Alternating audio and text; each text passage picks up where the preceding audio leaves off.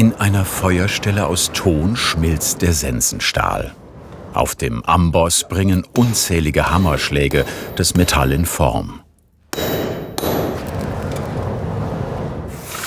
Kaltes Wasser macht das Sensenblatt hart.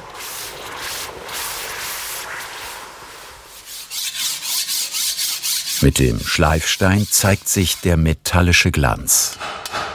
Hauchdünn wird die Schneide erst durchs Dengeln. Uralte Handwerkstechniken, die schon den alten Kelten bekannt waren.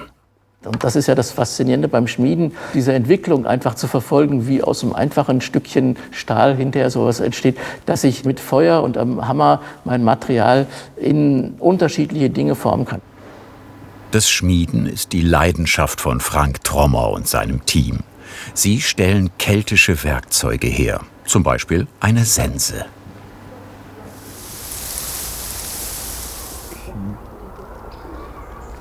Die Sense ist ein Werkzeug zum Mähen von Gras, Getreide und Gebüsch.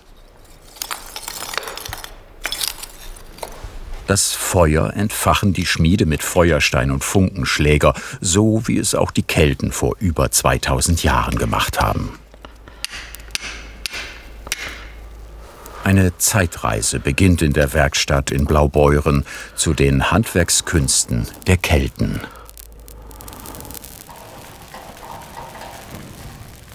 Ungefähr 450 vor Christus tauchen die ersten Sensen auf. Und dann gibt es innerhalb von 300 Jahren eine Entwicklung, die fast dahin geht, wie Sensen heute aussehen. Das soll unsere Sense werden. Anfangen tue ich hier mit diesem Flachmaterial. Und es geht jetzt im ersten Schritt darum, erstmal hier hinten einen Absatz zu formen. Dafür erwärme ich das Stück jetzt einfach nur im vorderen Bereich, lege das jetzt mal ins Feuer und dann wird das eben so auf 1000 Grad gebracht, damit ich loslegen kann. Wir haben das so jetzt aufgebaut, wie wir uns vorstellen, wie vielleicht so eine keltische Werkstatt ausgesehen hat. Die Dinge, die wir nutzen, sind im Prinzip eigentlich aus der keltischen Zeit. Der Ofen, die Blasebälge sind eine Überlegung von uns, wie das funktioniert haben könnte. Das sind alles Dinge, die man nicht finden kann. Der Lehm würde wieder zusammensacken. Die Blasebälge besteht nur aus Holz und Leder. Das heißt, die würde man so auch fast nicht finden. Aber es könnte zu der Zeit wirklich auch so gewesen sein. Auch das Arbeiten auf dem Boden übernehmen Pierre Stoll und Frank Trommer aus der alten Zeit. Also das, was wir jetzt da liegen haben, sind im Prinzip 3 unterschiedliche Sensentypen, die sich innerhalb der Zeit entwickeln. Wir haben hier einmal eine Sense, wie sie ganz am Anfang gewesen ist. Das ist eine Sense, die ist nur keilförmig ausgeschmiedet. Das Besondere daran ist bei den frühen Sensen, ist, dass diese Hamme in der gleichen Ebene liegt wie das Sensenblatt. Der nächste Schritt wäre, dass ich Sensen habe, die schon einen aufgestellten Rücken haben. Das heißt, hier habe ich kein dickes, keilförmiges Sensenblatt mehr, sondern ich habe ein Blatt, wo ich einen dicken Rücken habe und ein nach vorne hin dünn ausgeschmiedetes Blatt habe. Aber auch hier ist es so, dass ich immer noch das Sensenblatt in einer Ebene mit der Hammer habe. Das Stück, was wir jetzt machen, das ist ein Stück von Ende der Latènezeit, etwa aus der Zeit vor 100, 150 vor Christus. Hier habe ich den gleichen Ansatz wie bei der Sense vorher. Ich habe einen aufgestellten Rücken, dünn ausgeschmiedetes Blatt und ich habe hier die schräg hochlaufende Hamme, mit der ich dann das Blatt hinterher so führen kann, dass ich auf einer Fläche damit arbeiten kann. Mit der Hamme, der späteren Befestigung am Sensenstiel, startet Pierre Stoll. Das ist der erste Arbeitsschritt. Ich muss das Sensenblatt letztendlich von der Befestigung absetzen. Ich muss meinen ersten Absatz machen. Für die beiden Schmiede ist es immer eine besondere Herausforderung, alte Werkzeuge nachzubauen. Sie arbeiten mit Museen zusammen und in Kursen geben sie ihr Wissen weiter. Jetzt machen wir vorne die Spitze. Und die Sense läuft nach vorne ja immer etwas spitz zu. Und das müssen wir jetzt in dem Grundmaterial schon fertig anlegen. Erst wenn vorne die Spitze und hinten die Befestigung mit der Hamme festgelegt sind, kommt der Kehlhammer oder Setzhammer zum Einsatz. Das sind eben Nachbildungen von archäologischen Fundstücken. Also zumindest halt eben der Hammerkopf sieht eben oder sah bei den Kelten auch so aus. Wir brauchen ein spezielles Werkzeug, um dieses Sensenblatt auszuformen. Wir haben hier Hilfshämmer beispielsweise, damit es uns auch leichter von der Hand läuft. habe ich hier diese Sätze mal hergestellt. Ein Arbeitsgang, bei dem man zu zweit sein sollte. Pierre braucht Jonathan Schuster als Zuschläger. So teilen sie das glühende Metallstück in Rücken und Schneide.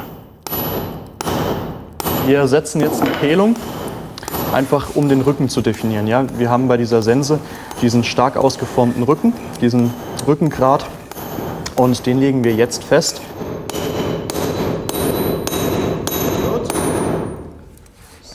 Aber wichtig ist für uns jetzt hier diese klar definierte Kante, dass wir unseren Rücken schaffen. Ja, und das haben wir jetzt gemacht. Jetzt haben wir unsere Kehlung und jetzt wird das Material eben zur Schneide hin ausgedünnt, ausgetrieben. Das Ausdünnen der Schneide ist die langwierigste Arbeit an der Sense. Sie erfordert am meisten Kraft. Dabei muss der Schmied lange auf einem Punkt bleiben, um das heiße Eisen aufzufächern.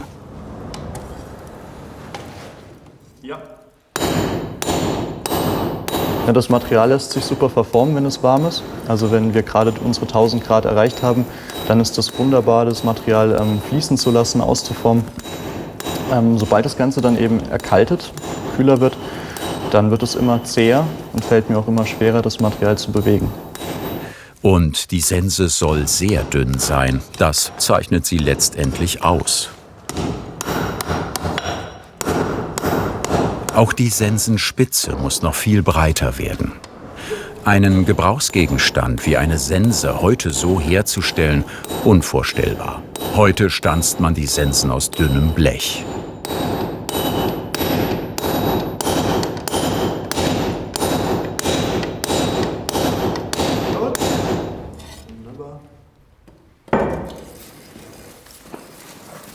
Als nächstes werde ich hier vorne einen Winkel anbringen. Das ist eben besonders wichtig, damit wir später, wenn wir das Stück hier abwinkeln, dass wir da nicht in die Quere kommen mit dem Blatt.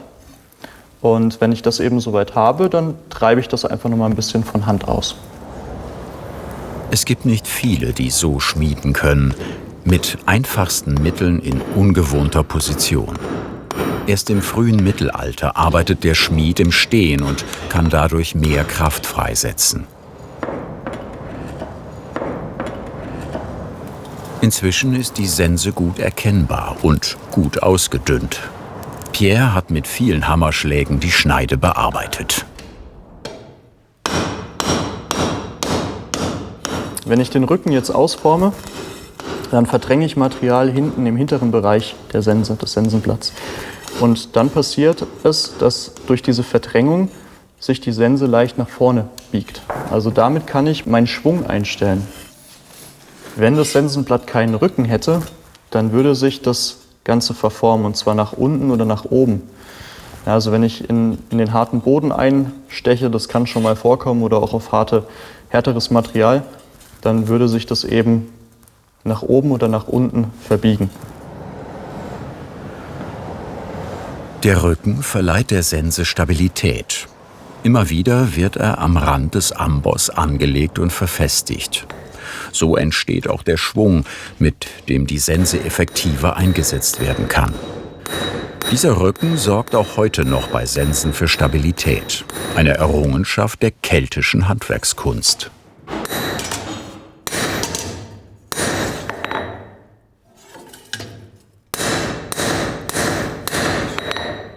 Das Sensenblatt ist jetzt soweit ausgeschmiedet, schön ausgeformt, und wir haben jetzt auch schon diesen leichten Schwung drin. Im nächsten Schritt geht es darum, hier hinten die Hamme einmal einen doppelten Absatz zu machen, damit wir so einen kleinen Befestigungsstift bekommen, und die Hamme eben auch abzuwinkeln.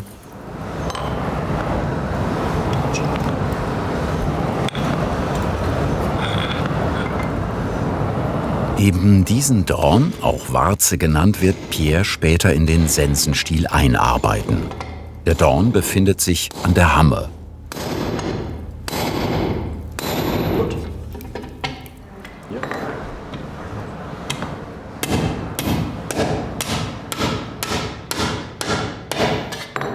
Und anstauchen.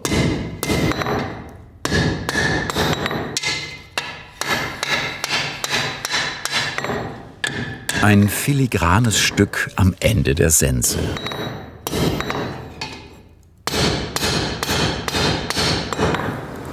Ja, das ist jetzt eben die Befestigung oder ein Befestigungspunkt, einer von 2, damit die Sense eben ordentlich im Baum hält.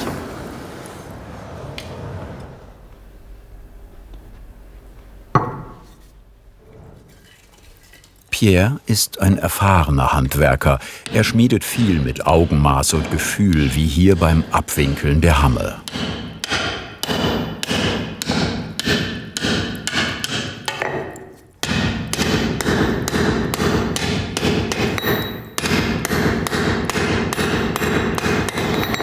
Die Funktion seines Werkstücks hat er immer vor Augen. Also ich sehe das im Geiste schon, wie man dort steht und mit dieser Sense eben senzt. Und danach, nach diesem Bild, richte ich das Ganze aus. Die Hamme abwinkeln zwischen 30 und 40 Grad ohne Winkelmaß. Wir arbeiten ja eigentlich von der Steinzeit bis ins Mittelalter. Mich reizt einfach, wie die Menschen früher diese Dinge hergestellt haben, versuchen diese Technik nachzuvollziehen. Wir brauchen für alles heute immer große Maschinen, viel Technik oder sowas, aber dieses handwerkliche Können oder was geht heute bei uns einfach verloren. Ich bin Schmied und ich will auch schmieden und dieses handwerkliche Arbeiten, das ist das Wichtige. Nach dem Schmieden muss die Sense gehärtet werden. Ein spannender Moment. Dafür haben die Schmiede besonderes Material für die Sense gewählt. Wir haben hier einen Kohlenstoffstahl mit ungefähr 0,45% Kohlenstoff. Das macht das Ganze erstmal härtbar. Ja? Also wir brauchen immer den Kohlenstoff im Stahl, um da eben eine Härtung durchführen zu können. Und dann ist es so, sobald das Ganze zu glühen anfängt, da haben wir eine Gefügeveränderung. Das heißt, wenn der Stahl kalt ist, dann haben wir ein anderes Gefüge, als wenn der Stahl heiß ist und glüht. Wenn ich das dann gezielt abschrecke, dann verstarrt eben dieses Gefüge, weil es sich nicht mehr zurückverwandeln kann, weil es nicht mehr die Zeit dazu hat.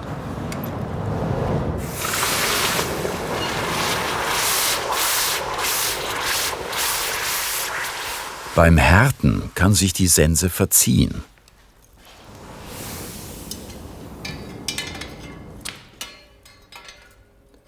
Also ich schaue jetzt, ob das Sensenblatt nach dem Härten gerade geblieben ist. Ich habe nach dem Härten einen kleinen Moment Zeit, das Ganze nochmal auszurichten, falls sie krumm geworden ist. So ganz gerade ist sie nicht geblieben. Gut.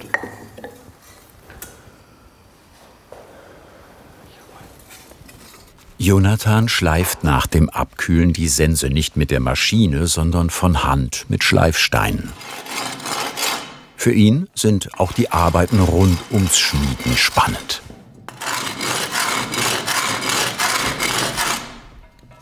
Vor ein paar Jahren habe ich hier in der Schmiede ein Praktikum gemacht für 4 Wochen. Da war ich dann das erste Mal begeistert vom Metallhandwerk und habe dann eben meine Ausbildung hier angefangen. Und es gibt auch einfach viele Sachen im alten, im traditionellen Handwerk, die man so in die Moderne mit einfließen lassen kann, sage ich mal. Ja, das sind einfach teilweise immer noch sehr spannende, gut durchdachte Techniken, die die Menschen damals hatten, die für mich heute auch immer noch gewinnbringend sind. Nach dem Schmieden haben wir hier natürlich nie eine ganz gerade Fläche, sondern wir haben hier immer noch kleine Wellen drin. Ja? Das ist einfach normal, das entsteht so beim Schmieden. Und da habe ich jetzt eben einmal mit dem Sandstein eine Fläche angelegt. Das heißt, ich habe da die ganzen Macken rausgeschliffen. Und die hauptsächliche Schleifarbeit, die passiert eben mit diesen Sandsteinen. Ja, da habe ich einmal eine kleine Auswahl. Da haben wir einmal die gröberen und dann haben wir noch mal feinere Sandsteine. Den hier habe ich gerade schon mal vorbereitet. Der darf sich schon ein bisschen mit Wasser voll saugen, bevor ich dann eben darauf wechsle. Jetzt kommt das Feine. Das Metall, das so oft erhitzt und wieder abgekühlt wurde, verliert die Schmiedespuren und wird endlich glatt. Das ist auch ein etwas anderes Schleifgefühl. Ja, das ist jetzt eben ein deutlich feinkörnigerer Stein. Der hat auch einen gewissen Lehmanteil. Ja, dadurch bildet sich hier diese Schlacke. Eine sehr alte Technik. Schleifsteine gibt es auch heute noch, meist allerdings als Teil von Schleifmaschinen. Wir haben das Ganze jetzt fein geschliffen und jetzt geht es eben darum, das Ganze nochmal zu dengeln. Wir sind jetzt an der Schneide schon relativ dünn, aber beim Dengeln geht es eben darum, das Ganze noch ein kleines bisschen dünner zu machen. Das ist für eine Sense immer sehr wichtig und es geht da auch um eine gewisse Kaltverfestigung, die wir durch das Dengeln noch erreichen. Die Kaltverdichtung Das ist eben der eine Effekt vom Dengeln. Das führt dazu, dass wir eine bessere Schneidhaltigkeit haben. Das heißt, die Sense bleibt dann am Ende länger scharf, weil sie härter wird. Ja, wir verfestigen das Material einfach dadurch, dass wir da kalt draufschlagen. Und da gibt es verschiedene Möglichkeiten, das zu machen. Wir machen das hier jetzt eben relativ simpel, ne, mit unserem Amboss und unserem Hammer. Wir arbeiten da vor allem mit der Finne, ja, also hier mit dem vorderen Teil vom Hammer. Und schauen, dass wir da wirklich nur auf den vordersten Millimeter von der Schneide schlagen, also wirklich nur im ganz vordersten Bereich das Ganze dünn nach vorne hin ausformen. Das Dengeln oder Klopfen, ein wichtiger Arbeitsschritt. Die ganze Länge, bei dieser Sense etwa 65 cm, muss Jonathan hauchdünn ausarbeiten.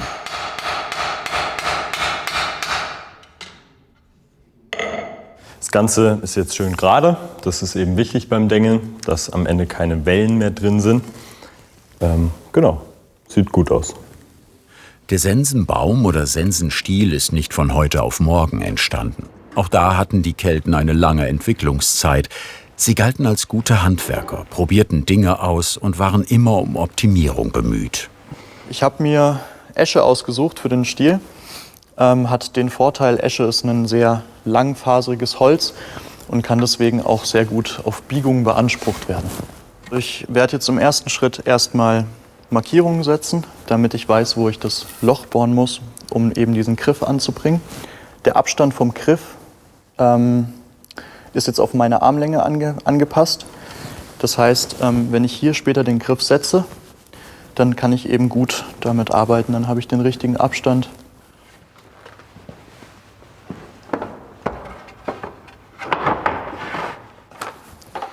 So,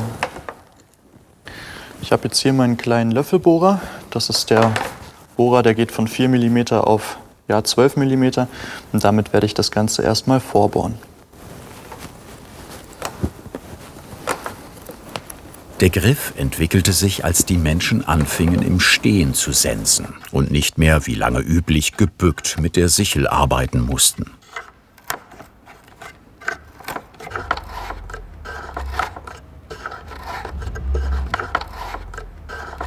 Jetzt wird das Ganze noch geweitet, dafür nehme ich einfach die nächste Stufe, den nächstgrößeren Löffelbohrer.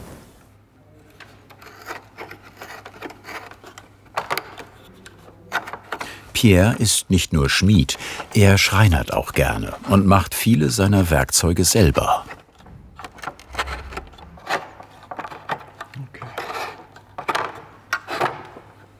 Das ist mein Ziehbock. Den habe ich mir gemacht, um eben Stiele abzuziehen oder Stiele herzustellen.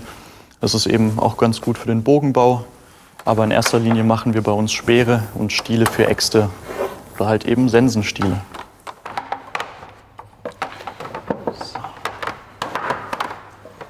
Der Sensenbaum soll rund werden. Wie viel darf weg, ohne dass er instabil wird?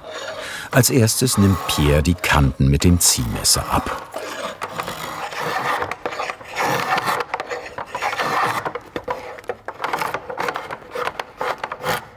Es ist immer eine Gratwanderung. Man muss sich überlegen, man möchte natürlich Gewicht sparen. Man möchte das Ganze aber natürlich auch nicht zu instabil machen, also zu dünn ausformen. Ja? Und da muss ich mich jetzt irgendwo finden. Das ist einfach eine Gefühlssache. Man muss sich das Stück auch immer wieder mal zwischendrin angucken, ja, um festzustellen, wo man da eben noch was machen muss.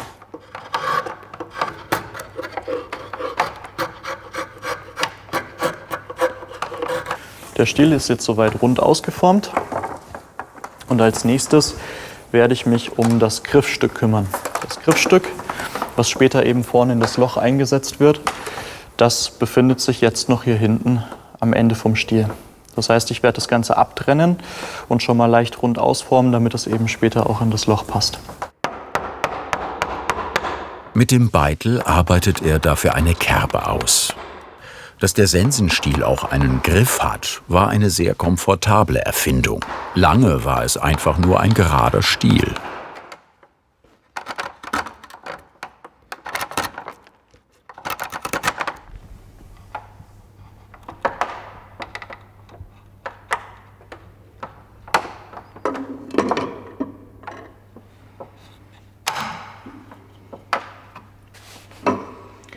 Das Stück, was ich jetzt abgetrennt habe, Das muss noch ein bisschen vorbereitet werden.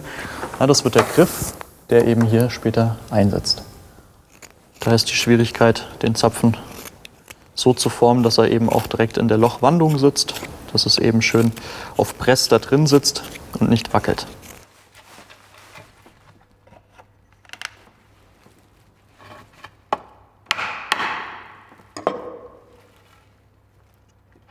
Im nächsten Schritt werde ich eine Fläche anlegen, wo die Sense später eingesetzt wird. Dafür nehme ich einfach hier meinen Zeigefinger. Das Stück, was eingesetzt werden soll, ist ungefähr so lang wie mein Zeigefinger. Dann mache ich hier einfach mal einen Strich und dann kann ich hier anfangen, mit dem Zieheisen diese Schräge anzulegen.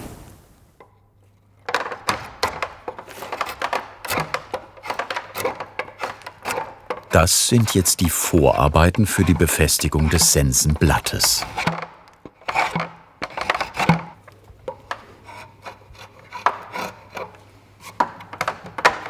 Gut. Als nächstes muss ich ein Loch bohren für diesen Zapfen, für diese Warze. Und dieses Loch muss ich mir einmal vorher markieren.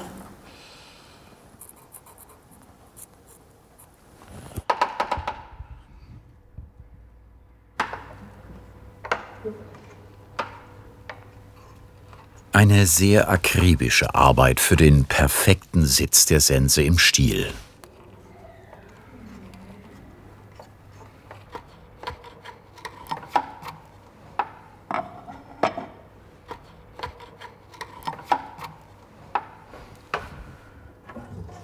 Die Position ist somit festgelegt und das passt auch wunderbar. Die Hamme muss in den Stiel eingesetzt werden. Das ist ganz besonders wichtig, wenn wir das Ganze binden möchten oder wickeln möchten, dass der Druck eben gleichmäßig aufgebaut werden kann, muss die Hamme nach unten versetzt werden. Also wirklich eingearbeitet werden in das Holz. Und dafür mache ich mir jetzt einfach hier eine Markierung.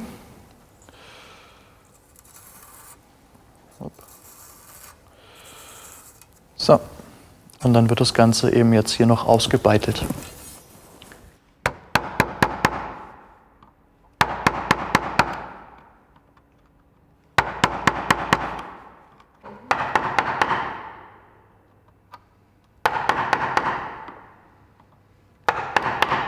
Die Sense muss fest im Stiel sitzen, damit sie die ständigen Schwingbewegungen gut aushält.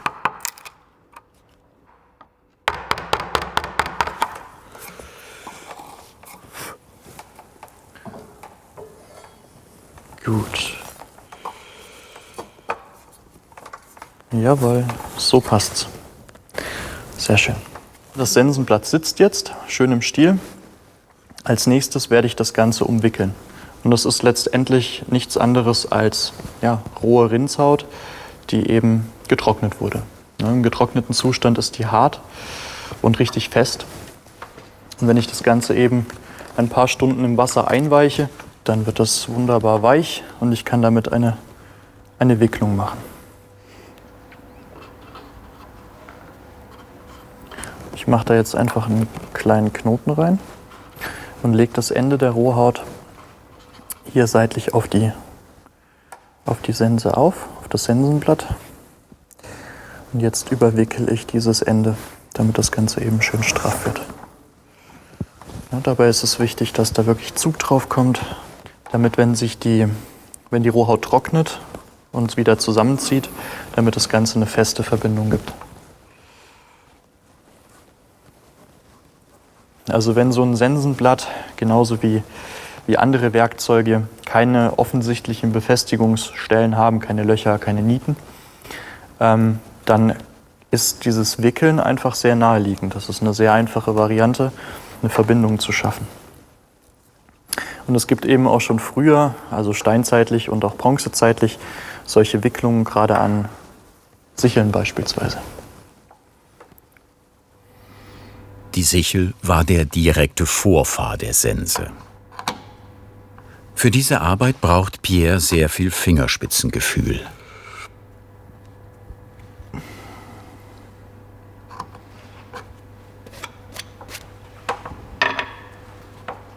So. ist das Ende abgeflacht. Das kommt mir einfach zugute, wenn ich das Ganze jetzt wirklich in die Wicklung einflechten möchte. Dann kann ich einfach mit diesem spitzen, flachen Ende oder mit diesem flachen Ende besser durch diese Wicklung durch. 2 Aalen verwende ich hier dafür. Eine krumme, um die Wicklung aufzuheben, und eine Spitze, um das Ende zu greifen und das eben dann einzufädeln. Also ich könnte mir genauso gut ein spitzes Stück Knochen nehmen. Aalen sind Werkzeuge, die Pierre auch für andere Lederarbeiten verwendet. Ist er Schmied, Schreiner oder Lederhandwerker? Wir haben uns einfach auf viele Sachen spezialisiert. Es gibt verschiedene Werkstoffe, mit denen ich mich gerne beschäftige. Viele Arbeiten, die ich gerne mache, egal mit welchem Werkstoff. Ich werde die jetzt hier Wicklung für Wicklung nach vorne hin durchziehen. Das hat den Sinn, dass das Ganze eben nochmal hinterlegt ist, sodass die Bindung nicht einfach so eröffnet werden kann. Und das andere ist, ich bilde dadurch einen Abstand von der Wicklung zu dem überwickelten Stück.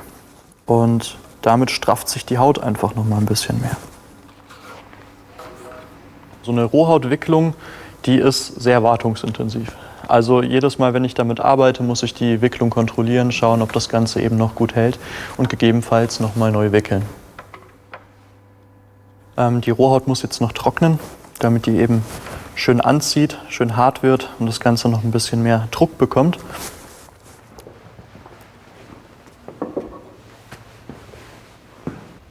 Ich habe jetzt hier in dem Topf ein Gemisch aus Bienenwachs und Baumharz. Und das soll letztendlich einfach nur die Bindung vor Feuchtigkeit schützen.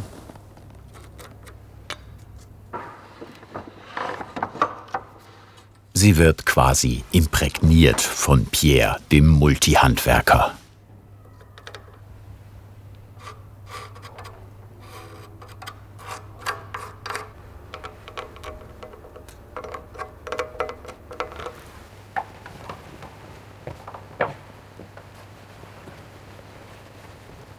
Ich muss jetzt die Wicklung hier noch mal erwärmen, beziehungsweise das Wachs erwärmen, damit das Ganze flüssig wird und schön in die Bindung eindringt, um das Ganze eben komplett zu versiegeln.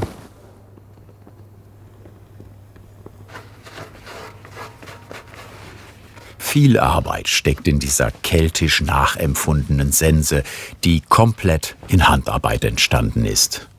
Ich bin sehr zufrieden mit dem Ergebnis und ich bin gespannt, wie das funktioniert mit der Sense, ob der Kim damit gut arbeiten kann. Kim ist leidenschaftlicher Senser und wird sie testen. Ob sie so perfekt mäht, wie sie aussieht? Er hat sich eine Wiese mit gemischten Gräsern ausgesucht. Der Sensengebrauch, eine Wissenschaft. Es ist wie beim Küchenmesser, der Wetzstahl. Ein Gleiten, kein festes Drücken. Man legt einfach diesen Grat nach vorne hin an, der sich dann immer wieder umlegt, wenn man dann merkt, es wird weniger mit der Schärfe. Es ist also nicht wirklich ein Schleifen, damit was weggenommen wird, sondern immer wieder ein Aufrichten und ein leichtes Nachziehen der Schneide, damit wir nachher eine geschlossene Schneide haben und schön durchs Gras gleiten können. Und je öfter man das macht, desto sauberer hat man den Schnitt und desto länger hält dann auch die Schneide. Wie muss sie für ihn sein, die Sense? Scharf muss sie auf jeden Fall sein. Ohne die Schärfe funktioniert auch ein Beil nicht. Robust, ja, sie ist nicht zu lang, sie ist nicht zu filigran. Sie hat genug Masse, dass sie aber dann doch, wenn man mit Schwung durchgeht, sauber geführt werden kann. Dadurch, dass die etwas kräftiger ist und hier fast wie ein Messer, verhackt man auch nicht so leicht, wenn dann tatsächlich ein Stück Holz kommt oder ein dicker Ast. Ein sehr exklusives Stück Handwerkskunst ist entstanden. Fast unverändert hat sie die Zeitreise von den Kelten in die Gegenwart überstanden.